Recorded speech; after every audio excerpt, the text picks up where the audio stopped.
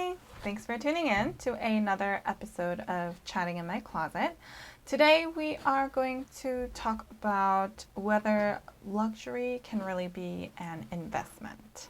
I feel like that word gets thrown around a lot, especially given the kind of price points that things are at. I think Vuitton had another recent price increase, which is crazy, and just the general price points of everything have seemed to gone up. And I feel like there are several schools of thought when it comes to considering luxury purchases as investments. And I thought it would be a good topic for us to discuss. If you're tuning in for the first time, hi, I'm Katie. I like to do these luxury fashion videos here on YouTube. The Chatting in My Closet is a series that I do every month on my channel. It's meant to be an open forum and open discussion on a particular topic that is often luxury fashion related. And I share my thoughts. I am pretty kind of unfiltered and open about my thoughts, and then I continue the conversation in the comment section below. So this is all about having an open dialogue. I definitely look forward to reading more of your thoughts in the comment section down below, so definitely let me know your thoughts there.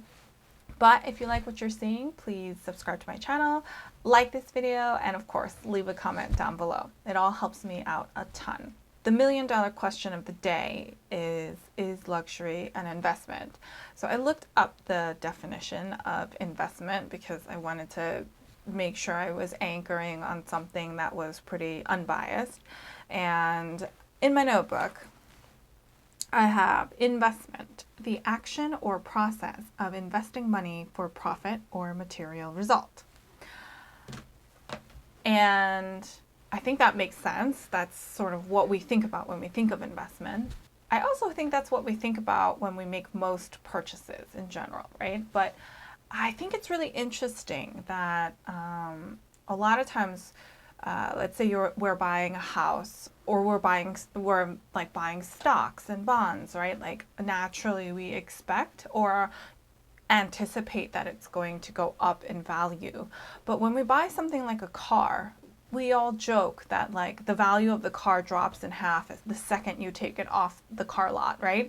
But I think it's really fascinating that we'll associate immediate loss in value when it comes to something like a car, but we will sort of automatically assume, almost even expect, an appreciation in value when we're talking about something like real estate or stocks, right?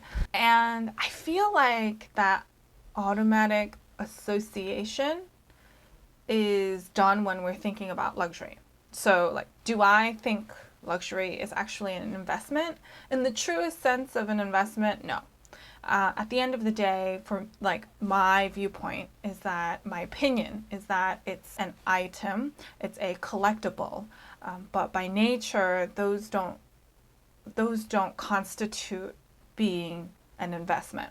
An investment is you're putting your money in there with the anticipation and the hopes of making some sort of profit off of it. And as a whole, I do not think luxury necessarily falls into that category. Like, is it possible? Have we seen a demonstration of appreciation in price? Like, yes, absolutely. I think I heard like the Birkin was like $2,000 in like the 80s, the 70s or 80s or something like that. Don't quote me on any of these things. But now it's like 10 grand, right? And yeah, if you bought one in the 80s and you held on to it and maybe you didn't even use the thing, then sure, you could probably sell it for more than the $2,000 that you purchased it for. But let's think about the whole series of events that needed to happen there.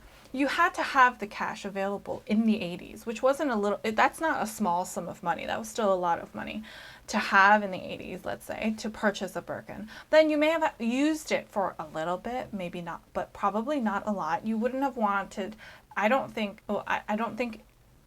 it would fetch that much money if there was real like material signs of of damage or anything really done to it. So you could have used it, but it probably wouldn't have been your workhorse main bag, right? And then like 30 years later, you're able to sell it for a profit. Not to say that it's nothing and not to say that there was no appreciation, but it's kind of a lot of events that need to happen. Oh, plus the most important thing is you need a buyer. You need someone who's willing to pay for that item before you can realize any sort of profit. Now you'd argue that's the same for really any other sort of investment, but I think it gets harder when we're talking about collectibles. I think personally, I think the market gets smaller for that. I mean, the same, and honestly, the same happens for real estate. The same happens for stocks. Stocks a little bit less. Like, you need a buyer to realize any of those profits at any point in time. So you can hold on to it for 20, 30 years. You can potentially realize, realize some gains. But at least for me, I don't like to think of my pieces as investment. I'm investing in myself. I'm investing in my happiness and like my joy, perhaps. But I'm not considering any of my luxury purchases to be like an investment in the truest sense of that action. I'm not going into it looking to make some sort of profit out of it afterwards. I'm not going into it thinking that I'm going to be making some sort of money off of any of my pieces. Maybe it's possible, maybe it happens, right? But honestly, I think for the average person, I don't think we're able to really command the kinds of profits that we'd be thinking of. You know what I mean? I think like if you're a celebrity or you are like a YouTube personality with a huge following, like if you were to try and sell some of your pieces, maybe you would be able to, get better margin off of it than, let's say, myself trying to sell it trying to sell it on the secondhand market. But I feel like overall we sort of over glorify the potential upside, and we don't actually think about the actual outlay of cash that needs to happen up front. And that's real, right? Like that's real, that's like real money that's left, I think certain items potentially could. I think there was an article about like how the Hermes price has increased over the past like short period of time, and that it's outperformed the stock market and stuff like that. But I feel like a lot of that analysis is based off of if you bought something brand new and you could sell it for brand new price, literally, or more, right? Because it's coveted. But it almost to me sounds like you'd have to buy it and then you leave it in the box and occasionally check up on it to make sure that there's nothing crazy happening inside the box. Make sure it's in like pristine condition just for you to be able to sell it later. I think I might just be someone who has a little who has a lot more sentimental value around the pieces in my collection for me to be able to approach it that way. I don't think I'd be able to do that. I don't think I'd be a good reseller because I would see something and I'd like either fall in love with that color or the size or something and then not want to let it go. You know what I mean? I'd just be like, oh my God, it's so good. It's such a good combination. And I like would hold on to it because I just like how it looks, So I'm probably just not cut out for it, and that's probably why I think about it this way. But that's the same approach that I have really with all the ready-to-wear pieces that I add, any sort of artwork that I'm purchasing, even this watch that I recently picked up. I don't look at it as an investment. I don't look at it as something that has inherent value that will appreciate in the future. I do think if something happened and I needed to liquidate the pieces that I had in my collection, that I would be able to get some cash from it. You know what I mean? Like I'd be able to recover some of that cost, but I don't think, if something were to happen, that I'd be able to get lots of money for all of the pieces in my collection, if that makes sense. Like a lot of times ready to wear on the secondhand market has much lower resale value than their retail cost. Handbags tend to do better depending on the style and the brand. Watches can sometimes do well depending on the year, the make, the style, the wear on it. Some vintage pieces will go for tens of thousands of dollars regardless of how much wear it has because of the uniqueness around that piece. Shoes, I think, tend to do terribly on the secondhand market. That's just by the nature of them being things that you wear on the ground and show signs of wear easily. So like you're able to get some money for it, but like I don't know. I kind of think of it like I think about buying a car. Most of the time we say, oh my gosh, like the moment you drive off the lot, the value of that car has like gone down so much. And I'm like, why don't we think about luxury in the same way? Especially like immediately, more than likely it's going to be that we are not going to get a lot of money for it. And maybe when some time passes and it happens to become kind of an it item from the past that people want and covet. You know, there are certain car models that, you know, when they came out, they were kind of like not that impressive. And then like 20, 30 years later, people are like scouring the world to find those cars again. It could happen, but I wouldn't go into a purchase being like, yeah, this is going to be a good investment, you know? I don't think it works out that way. I think a lot of times we might be using that, and I'm guilty of this too because I used to do it a lot, and recently I've started to shift my perspective on it. But I think a lot of times we'll use this, oh, it's an investment, as almost as an excuse. It's like the justification for it. Like, oh, it's okay. Like, this is an investment. This is something that's going to like be valuable in the future. But I don't think that's necessarily the case for the majority of luxury purchases that are made. Yeah, you'll see like sometimes you'll see on the news that like some Himalayan Birkin like sold for some ungodly sum of money. But like I think they're too far few in between. I don't think there are that many that really have that kind of use case. And again, for the average person, which is like me, I wouldn't really have access to that kind of world, if you will, that level of collectible potential. I hope that makes sense. I don't think it's that easy to generate profits on that kind of massive scale. I really don't think it happens. And I don't, I'm sure people may have experience, selling on resale websites or selling through Poshmark and stuff like that. It's hard. It's hard to make a sale. It's hard to kind of have your pieces kind of move on to another owner. It's not that easy. And sure, people are like, oh, if it's designer, if it's a particular label, if it's a really classic style. But then you also got to think about the fact of how many other people have purchased a black Chanel classic flap in a jumbo size caviar leather and now don't want it anymore, and they're potentially selling it, right?